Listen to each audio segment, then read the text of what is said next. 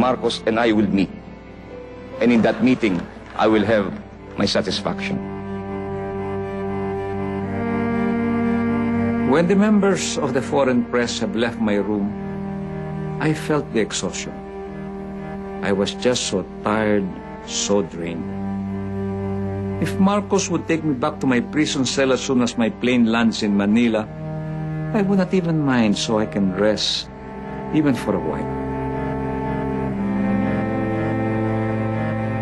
Then on March 19 of 1980, every day they brought me out to exercise.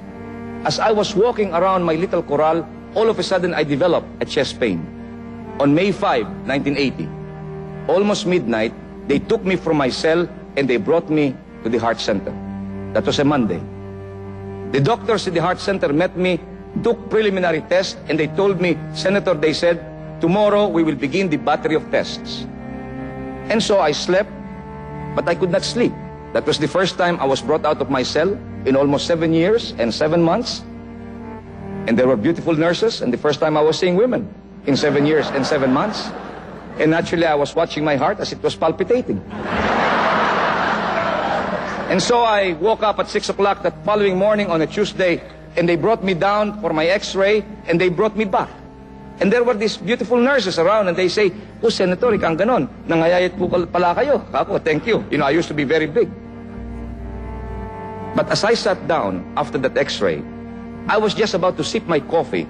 All of a sudden, I got hit again by a terrible chest pain that was almost choking me, and my arm was getting paralyzed. So I told the nurse, I said, Miss, please bring me to bed. So they brought me to bed, and they put all of those gadgets. And all of a sudden, the needles were squiggling. And they called the doctor. The doctor looked at the tracings, and then after 1 hour, they came back to me and said, Mr. Senator, we are canceling all tests. I said, why? Because we already know what's wrong with you. I said, what's wrong with me? You have blocked arteries, and you must undergo an emergency triple bypass, otherwise, you may die in 6 days to 6 months. I said, Doctor, pagpaliban mo na ka ako. Thank you na lang. I said, if they cannot operate on me in America, then bring me back to my cell. The truth is, I did not want them to touch me in Manila. And so I wrote my letter to Mr. Marcos and made 2 covenants. That if I leave, I shall return. And 2, that while in America, I shall not speak out against this regime. And I also said, I will only bring 3 of my children with me. That's also true. But of course, the other 2 were already abroad. All of a sudden, on Thursday morning, May 8, my wife visited me early in the morning, and she told me, the hospital is crawling with Metrocom cars.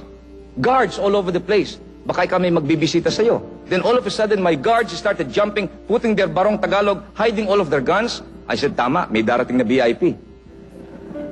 And then lo and behold, the beautiful one ascended into my suite. She came, and she was really beautiful. She has not aged, and she sat down and said, naku, Ninoy, sabi niya, I'm sorry to see you like that. Hindi ko lang nasabi sa kanya, kayo may kagagawa nito eh. At any rate, I had my bathrobe and I was like this, and she talked to me and we talked to her, and she was very nice about it. And then all of a sudden, after 1 hour, she said, would you like to go to America? Abay ka ko, sure. Oo.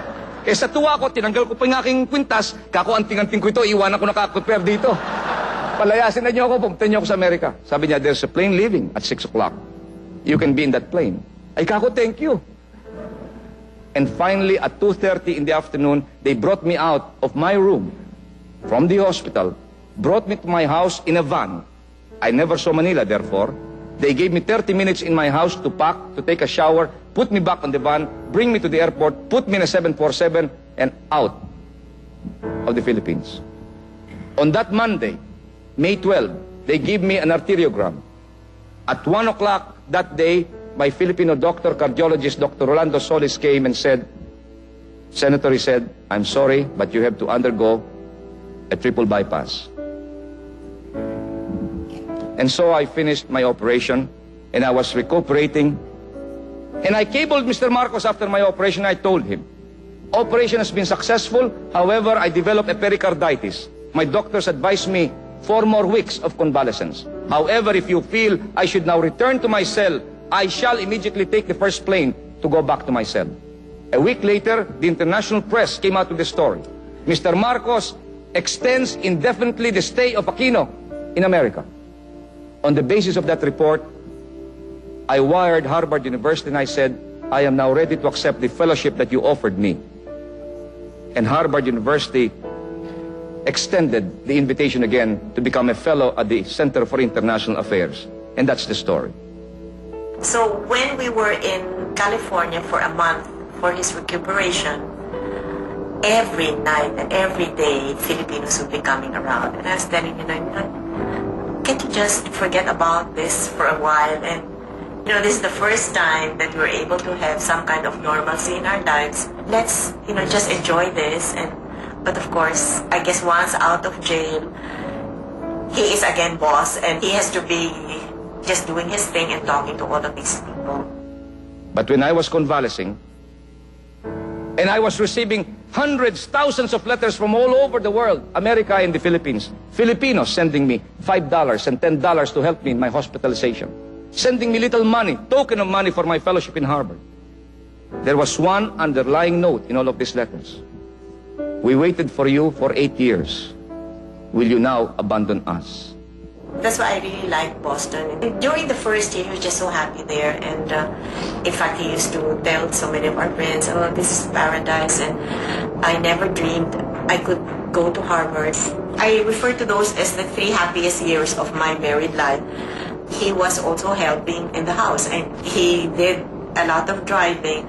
It was really delightful that finally we could say anything that we wanted and that we were having a very peaceful life. He wanted to be where the action was.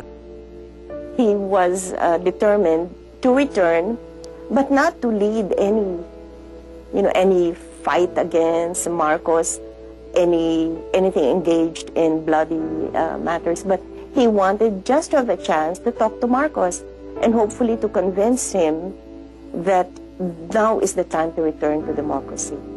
And so I told my wife, much as we have found our peace and our freedom, I will have to return to combat.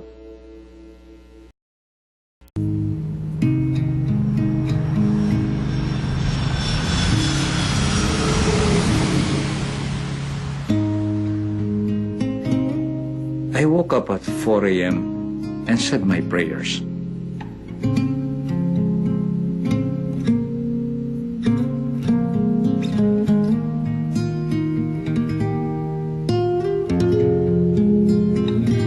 Then I phoned Cory. She read to me some passages from the Bible.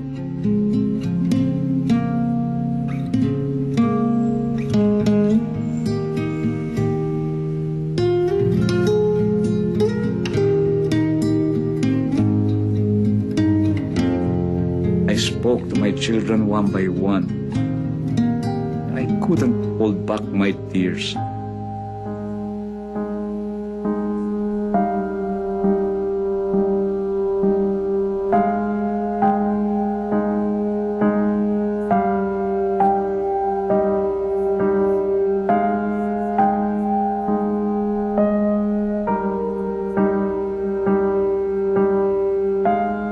Then I wrote a letter for all of them. Dear Cory, in a few hours, I shall be embarking on an uncertain fate which may well be the end of a long struggle. I slept well last night for the first time since I left Boston. Maybe because I'm just plain tired, or maybe I'm just really at peace with myself at last. All the things I've told you may be said in one line. I love you. You stood by me in my most trying moments, and there were times I was very hard on you. Early on, I knew I wasn't meant to make money, so I won't be able to leave anything to the children.